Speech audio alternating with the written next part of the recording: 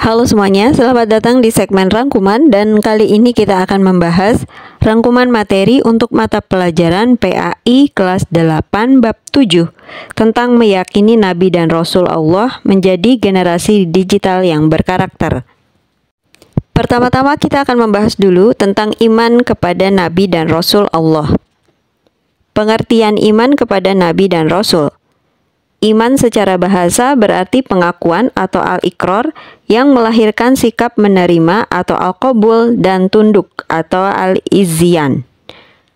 Secara istilah, iman berarti membenarkan dengan hati, mengikrarkan dengan lisan, dan membuktikan dengan perbuatan. Adapun iman kepada Nabi dan Rasul Allah Subhanahu wa Ta'ala adalah membenarkan bahwa Allah memiliki Nabi dan Rasul yang sengaja dipilih untuk menyampaikan wahyu kepada umat manusia. Secara bahasa, Nabi berarti pembawa berita, sedangkan Rasul berarti utusan. Sedangkan secara istilah, Nabi adalah seorang laki-laki yang diberi wahyu oleh Allah Subhanahu wa Ta'ala untuk dirinya sendiri. Sedangkan secara istilah, Rasul adalah seorang laki-laki yang diberi wahyu oleh Allah Subhanahu wa Ta'ala untuk dirinya sendiri dan untuk disampaikan kepada umat manusia. Kenabian ini tidak bisa diperoleh dengan banyak berbuat ketaatan atau ibadah, karena kenabian adalah semata-mata pilihan dari Allah Subhanahu wa Ta'ala. Tugas Nabi dan Rasul. Tugas Nabi dan Rasul dijelaskan dalam Al-Quran, khususnya pada surat Al-Ahzab ayat ke-45. Tugas Nabi dan Rasul adalah 1. Sebagai saksi bagi umatnya. Yang kedua, sebagai pembawa kabar gembira. Yang ketiga, sebagai pemberi peringatan. Yang keempat, sebagai juru dakwah. Selanjutnya kita akan membahas tentang mukjizat bagi Nabi dan Rasul. Tujuan mukjizat. Allah Subhanahu wa Ta'ala memberikan mukjizat kepada para nabi dan rasul dalam rangka mengokohkan kenabian dan kerasulan itu.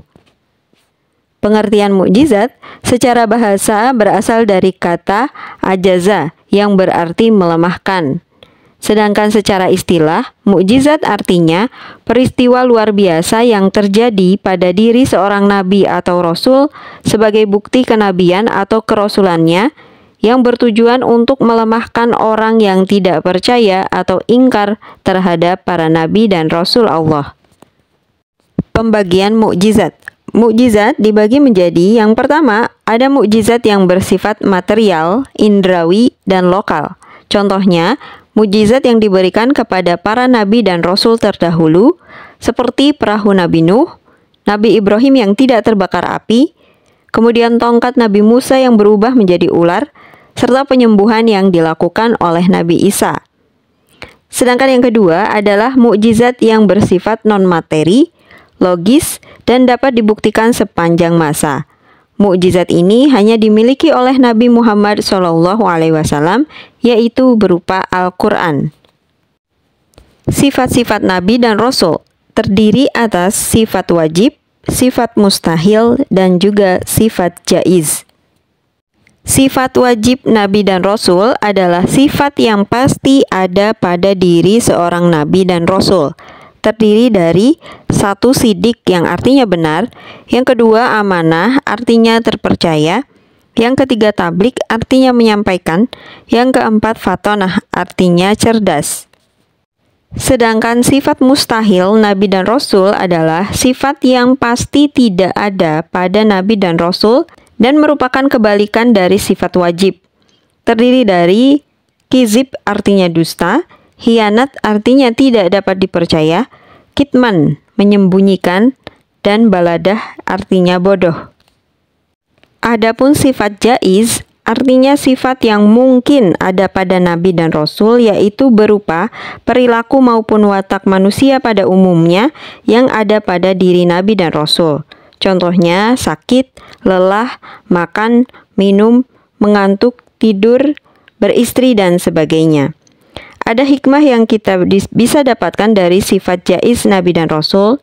Yang pertama adalah melipatkan pahala atas keimanan dan amal solih para Nabi dan Rasul.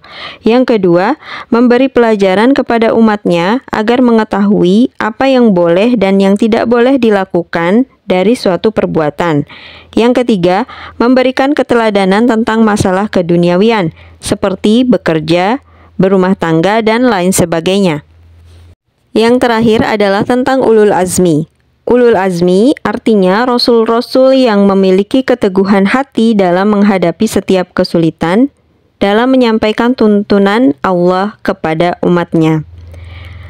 Nabi-nabi atau rasul-rasul yang termasuk ulul azmi adalah mereka yang memiliki kesabaran, ketabahan, dan keteguhan dalam sikap dalam berusaha mencapai tujuan yang telah ditetapkan. Ada 5 orang rasul yang tergolong dalam ulul azmi.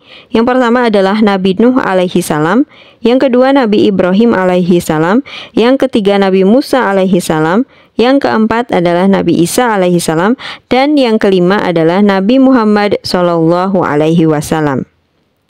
Demikianlah rangkuman materi untuk mata pelajaran PAI atau Pendidikan Agama Islam kelas 8 bab 7 tentang meyakini Nabi dan Rasul Allah. Semoga bermanfaat dan sampai jumpa di video yang lainnya.